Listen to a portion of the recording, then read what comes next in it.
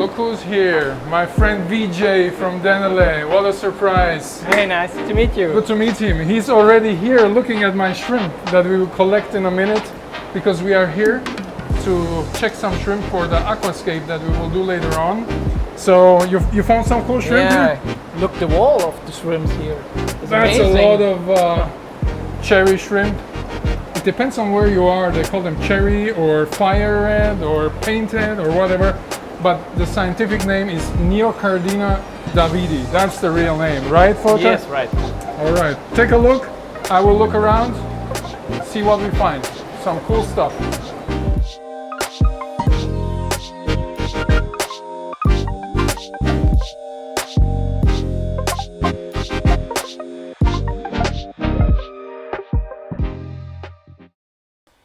Hello everyone. We are here to show you how to set up a shrimp tank, and we just came back from my friend Aquarium Dietzenbach, and he gave us some really nice shrimp. So before we put the shrimp in, of course we have to prepare the tank. So that's why we will scape these 35-liter tanks. That's about 10 gallon. We will prepare this tank, but first of all we have to open it. Volker, this is my friend Volker Jochum. I call him VJ, that's more simple for you guys to pronounce his name. He's an aquascaper, and my name is Chris Lukaup. I crown myself, I'm the shrimp king now. So you probably know some of the products. So we will show you how to set up and how to aquascape a shrimp tank today.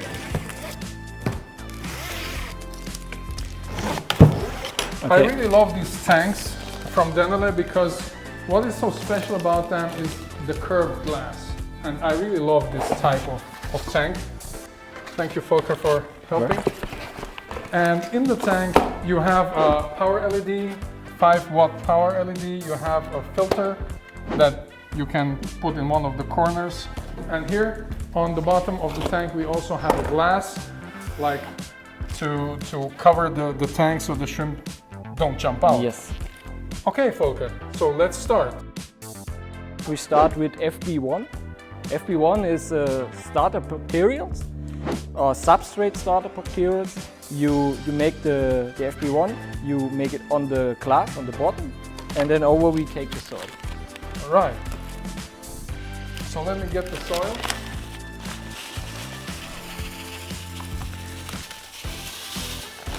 You put it all over, and we'll just put it a little bit from the front. We will take it from the front a little bit. With the brush that we have here, just so you don't see it in the front. And as I love to use this Shrimp King soil, it's an active soil, especially made for shrimp.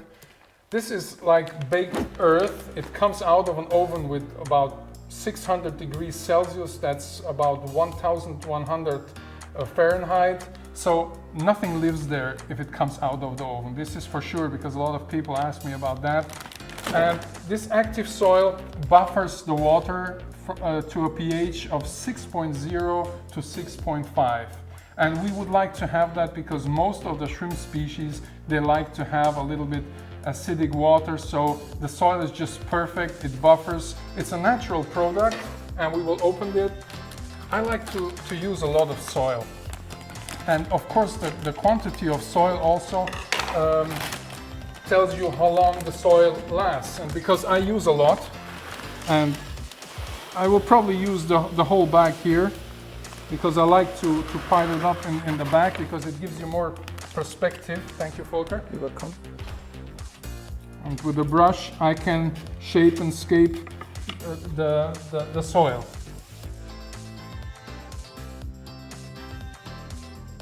Now, before you start with scape, it's better we take the filtration system in. It's easier later. Okay, now I prepared the filtration system. And this one is an external clip-on. You make it on the front and make clip, and then it's safe for baby shrimp. And yeah.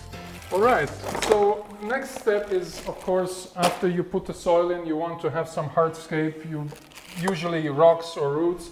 I like to use rocks. In this case, we have some volcanic rocks. I prefer the darker stones here. They're of volcanic origin. so they're kind of neutral to the water. They don't harden up the water, they don't release any stuff. So in this case for shrimp, I prefer that. I love to have usually big rocks, but at the moment we are using these ones. And I'm placing them, the bigger rocks, I'm placing them in the back. And it's, in fact, it's very easy, you know. Not much to do if you just want to set up a shrimp tank with these kind of rocks. It's an easy thing. And in between the rocks, we later can place the plants. One of my favorite plants that I like to use for shrimp is Eleucharis pusilla. It's like a grass plant, and that grows about this height. That's about 7 to 8 to 9 centimeters, and in inch it's probably 3 inch. This plant is in a small plastic thing. This name is tissue culture plants. Tissue culture. Tissue culture. These plants came from the lab, and you can see it. This is free from pesticides, free from snail, and free from algae. I take out a little bit of the plant with the tweezer, and then I will put it in the soil like this. So this process will take about 5 to 10 minutes to plant everything. If you prepare it, or if Volker helps me preparing it, it will not take that long. The second plant that we are using in this plant is Ranunculus inundatus. It's also a plant that don't grow that big. No. So we will put it, but for this tank we will use it in the background. These plants get not higher than 5 or 6 centimeters, and this is very nice plant. The leaves from this plant looks later than the same than umbrella. It's a very beautiful plant. I love this. Basically, this is the scape. We have a lot of surface. The shrimp can feed on all the rocks, all the algae, all the bacteria, and that's why, in my view, it's a good shrimp tank. Yeah.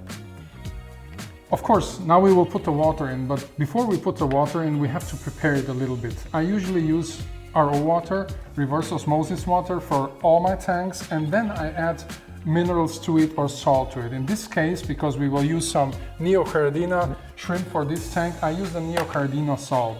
That buffers the water with a pH from 7.0 to 7.5. It contains trace elements, minerals, vitamins, so it's perfect for the health of shrimp, right? So we will take the water, mix it in, and then later add the water to the tank. Yes. Perfect. Okay, Chris, you speak from the ammonia problem in the first time when you start with this tank. In the beginning, In yes. the beginning time. When you set it up. Yeah, and we have a special product for this problem, and the name is Bacto Elixir Bio. And in this small bottle, it's 5 billion of living microorganisms. Organisms, right? Yes. Little Yeah. bacteria and stuff? Yes. It's all in this bottle? Yes, all in this bottle, and it's very easy. You shake it, open it, and make it in your tank. Just put it all in? You The can whole all it, bottle? yes, you can all in, it's no problem. All right, so now we have it in. How long it will take until we can put the shrimps in then? 1 day or a couple of hours? No, you must wait. Better is you wait 2 weeks. 2 weeks. 2 weeks is Also. better. Okay, so we wait 2 weeks and then you can put the shrimp in. So be a little bit patient. So far so good. Now we have different types of Neocaridina's here, different color forms. And a lot of people ask me about what happens if we mix them in one tank. We have the red ones, we have blue ones, we have orange ones, we have yellow ones. So what will happen if we mix them all together? Will they interbreed? Of course they will, because it's one species, all Neocaridina davidi. Offspring, this is a big issue. Usually the offspring is like transparent to brownish colored. So what you can do to avoid that you have a lot of offspring that has no color, just put females in or just males. So then you will not have the problem that there will be a lot of offspring that has no color, and you have a beautiful tank for like 1.5 to 2 years. So this is how you can avoid if you want to have them all in one tank. This is what I do. Next thing, we have the lights that go also just place them right here. And Yeah. then we have the lid, and we just close the aquarium, because I told you before that if you add shrimp to a new aquarium, especially Cardina multidentata, the Amano shrimp, they like to jump out, and especially at night, they want to go around your flat or your room. So that's why we have to avoid that. We put the lid on. Thanks everybody for watching. I hope you will enjoy your shrimp tank. Keep on shrimping. Volker and me say goodbye. See you next time. Ciao.